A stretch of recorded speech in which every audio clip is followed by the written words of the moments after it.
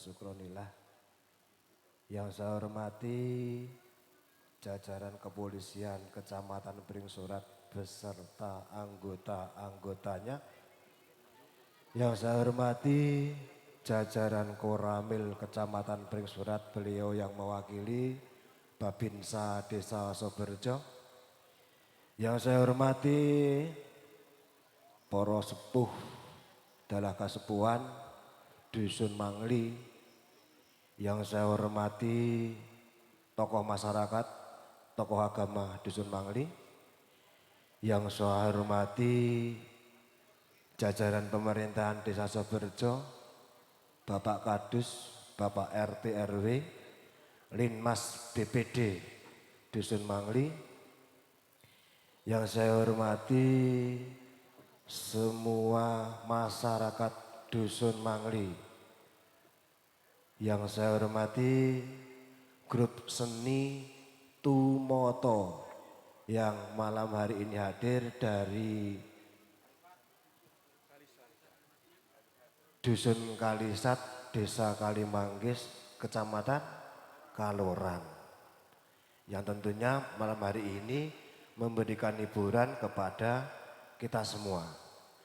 Dan yang saya hormati semua penonton yang hadir, baik masyarakat Desa Soberjo ataupun masyarakat di luar Desa Soberjo yang hadir pada malam hari ini. Pertama dan utama marilah kita panjatkan puja dan puji syukur atas kehadirat Allah Subhanahu wa Ta'ala yang mana pada malam hari ini melimpahkan rahmat serta hidayah sehingga kita bisa berkumpul di Dusun Mangli dalam acara Marti Dusun Mangli, tentunya tanpa ada suatu halangan apapun. Maka dari itu mari rasa syukur kita ucapkan bersama-sama dengan bacaan Alhamdulillahirabbil alamin. Salawat serta salam semoga tetap tersanjungkan kepada baginda Rasulullah Nabi Agung Muhammad Sallallahu Alaihi Wasallam yang kita nantikan syafaatnya wid dunya wal akhirah, amin ya rabbal alamin. Kepada Bapak Ibu semua yang saya hormati dan saya banggakan, pertama kami dari jajaran pemerintahan Desa Soberjo, di sini saya selaku kepala desa. Yang pertama mengucapkan terima kasih kepada masyarakat Dusun Mangli, terutama segenap jajaran kepanitiaan Merti Dusun Mangli, yang mana pada malam hari ini menghadirkan kesenian tentunya untuk memberikan hiburan kepada penonton semua, baik Bapak Ibu semuanya yang hadir dalam acara Merti Dusun Mangli. Harapan kami dari pemerintahan desa tentunya sesuai dengan aturan yang ada, regulasi yang ada, bahwa izin dari kepolisian sudah kami buat dan sudah keluar izin juga dari kepolisian. Maka dari itu izin resmi sudah kami terima dari kepolisian. Maka harapan kami pada malam hari ini kita semua diberikan hiburan oleh masyarakat Dusun Mangli dengan harapan tertib, aman dan terkendali. Cuma itu yang bisa kami harapkan. Jadi kami minta dari pemerintahan Desa Soberjo khususnya pada penonton, kami hanya menitip pesan yaitu keamanan saja, sehingga di suatu saat nanti apabila di Desa Soberjo mengadakan kegiatan seni lapang dan lain sebagainya dengan kondisi aman, insya Allah tentunya kami akan diberikan kemudahan oleh jajaran kepolisian dan juga mungkin dari jajaran Polres Kabupaten Temanggung. Dan untuk yang kedua kalinya kami dari pemerintahan desa dan saya pribadi hanya memberikan doa kepada masyarakat Dusun Mangli. Semoga masyarakat Dusun Mangli diberikan ayam tentrem, gemaharipah lo jinawi. Kata rezeki ini pun turah-turah, diberikan panjang umur, sehat walafiat. Semoga apa yang menjadi cita-cita masyarakat Dusun Mangli terlaksana tanpa ada suatu halangan apapun. Dan tentunya kami juga mendoakan kepada seni lapang yang hari ini memberikan hiburan, semoga semakin ngeremboko dan memberikan yang terbaik buat kita semua. Mungkin hanya itu Bapak Ibu yang kami berikan atas sambutan pada malam hari ini.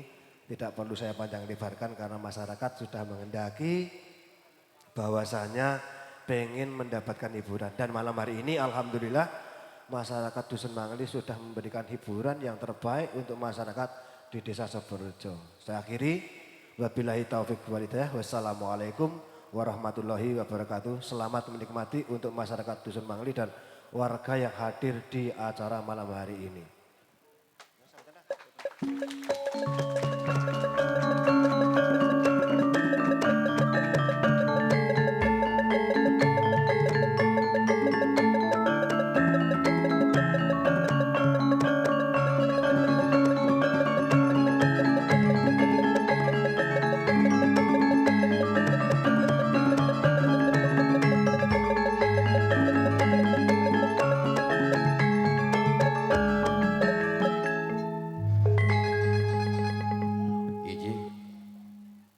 Pariwurna menggah sabda dama saking panipun Bapak Pangarsa Desa inggih menika Desa Soberjo.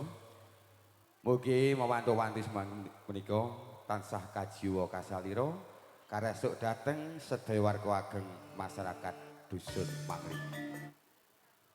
Menggah beksan satrasipun inggih menika wonten pesan tari topeng ireng.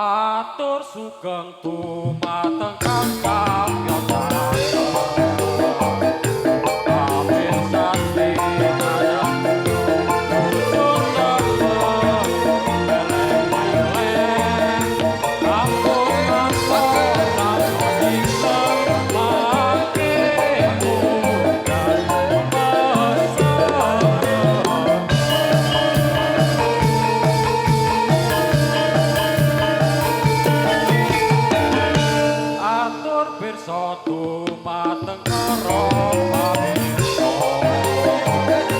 alih-alih aku putih sedoyo sedoyo yen wong ngecepak kawula nuwun kuwi pangapunten.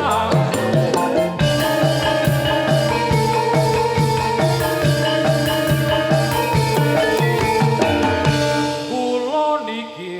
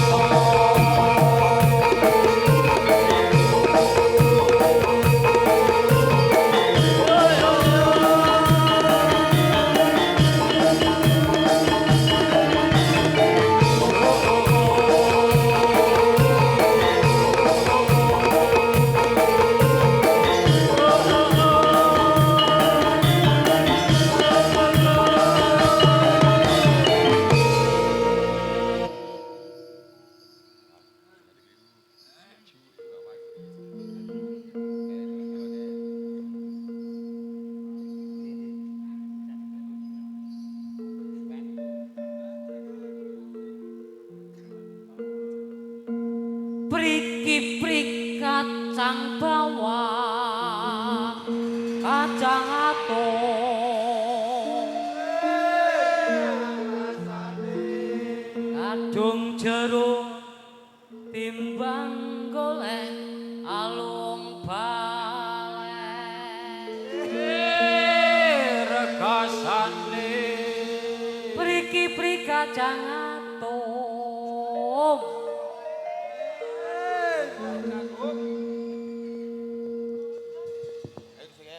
bocah kae lanang wadon loro kelu bocah kae lanang wadon loro kelu ojo lereng yen urip ilang padhamu ojo lereng yen urip ilang ayu